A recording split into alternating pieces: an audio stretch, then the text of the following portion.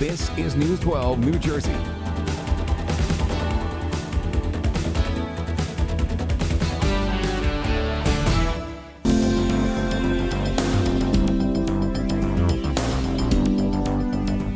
Hello everyone, welcome to 12 in Our Schools. I'm Brian Jenkins. Imagine you open your mail and got a utility bill for $2 billion. That's how much New Jersey schools spent last year to operate and maintain school buildings. But think about it, keeping classrooms cool and powered up every day, hallways and offices lit, water fountains running, all of that costs a pretty penny.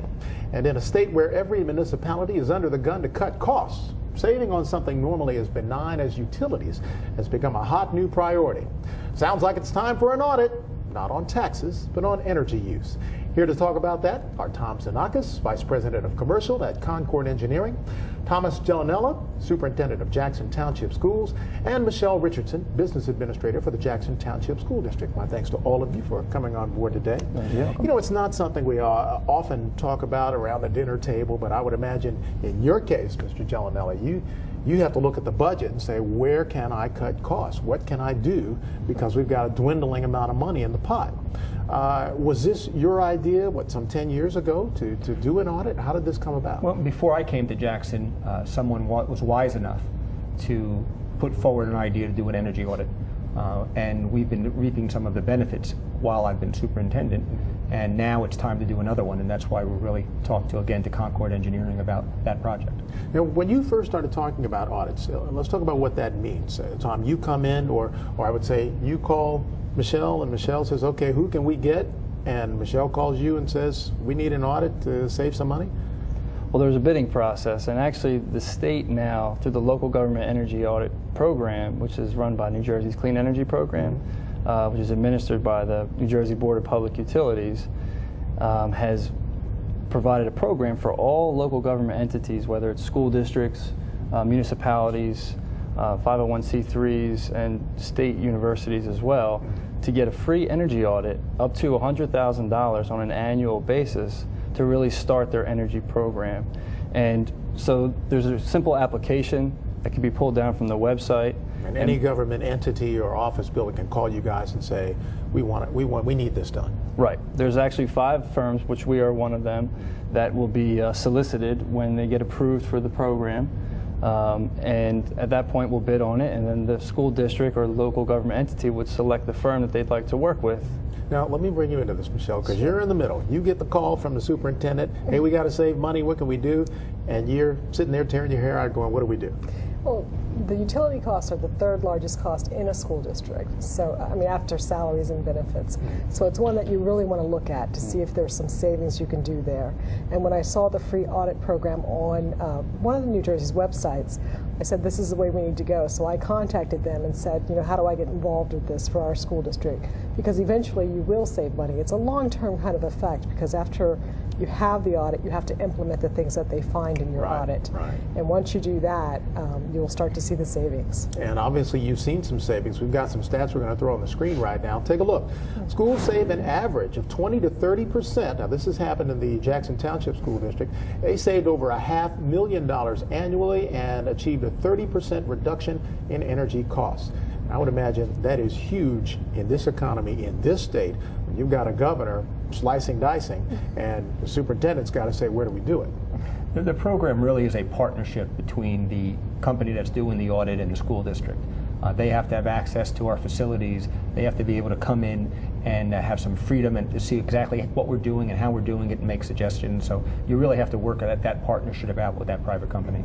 So Michelle calls you back and says, okay, we got this program, we can do an audit, we can save some money. You say, Michelle, you're a genius, we're going to give you a raise, bring these guys in, let's do it. You guys come in, and what do you look for when you do this audit? Well, you start with the utility bills. You have a kickoff meeting. You want to sit down and understand how they operate their building. And you're going to do a site survey, and you're going to literally get into how do they operate this building and really try and find the ways to save energy. Now, this is a whole lot more than just turning lights on and off. This is correct, yes. You know, the last thing you want to do is you could turn the lights off, but nobody could see, right? So you want to be able to find ways to creatively save energy without negatively impacting the environment. And in most cases, with the upgrade and the improvements, you're actually enhancing the learning environment in the classroom. Let's talk about the upgrade and improvements that you guys. You had something called a geothermal pump? That's right. Yeah, we were fortunate enough to do the audit originally 10 years ago and work with the school district to implement. Geothermal heating and cooling is the primary driver of most of those savings, and as well as a major lighting retrofit that took place back then. And we're going to get into that in a second, because that's another thing that's pretty neat that you're doing, the lighting thing. But this geothermal, explain what that is. You take the water, pump it underground where it's cooled, correct? Or it's at the same temperature. And then you use that water to cool or heat because it's the same temperature year round. Is that accurate? The earth is used as the heat source and the heat sink. And it's often like your refrigerator. It's cooling the environment and it's rejecting heat to the back of your refrigerator. That is the refrigeration process. And that refrigeration process is inside each one of the heat pumps that feeds cool air and hot air into each of the classrooms.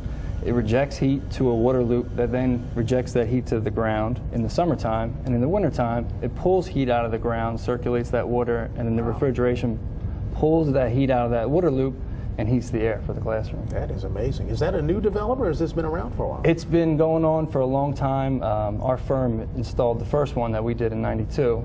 The owner of the company was very forward-thinking.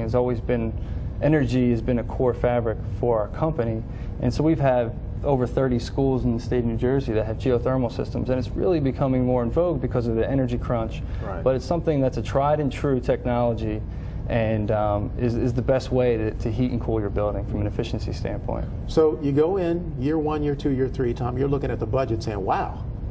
I mean, what was your reaction to see the amount of savings that you got out of this? Well, the two buildings that we converted over after the original audit were electric buildings. So you can imagine the cost of heating those buildings with electric compared to heating those buildings now and air conditioning those buildings with a heat pump that we have, a geothermal system. Two other buildings that we have built since then, we put in the geothermal system when we built it. So we are seeing a significant savings. We have two buildings that are about the same size, one with geothermal, one without, and there's a vast difference in the utility costs for each one of those. I want to talk real quick about the lighting difference that you did, because that's something that's probably a little easier that districts can take advantage of. Yes, and lighting, it starts with just looking at lamp and replacements and fixtures, and from there it can get more sophisticated where it's implementing controls. And there's projects where we did a lighting retrofit 10 years ago, and we're coming back into those places because the technology is continuing. Right. It's a less invasive, not as involved process, but can make a big bang for the buck. And Wow. the big thing there is that putting the emphasis on improving your infrastructure, the buildings that are going to be there, and making an impact. Well, listen, it's great stuff you guys are doing, a great idea that you've adopted. Obviously, it's something that's working and maybe some other districts can take advantage of. Thanks for coming on board and sharing it with us. Stay with us after the break. We'll tell you about some exciting and educational experiences you can have with your kids this summer.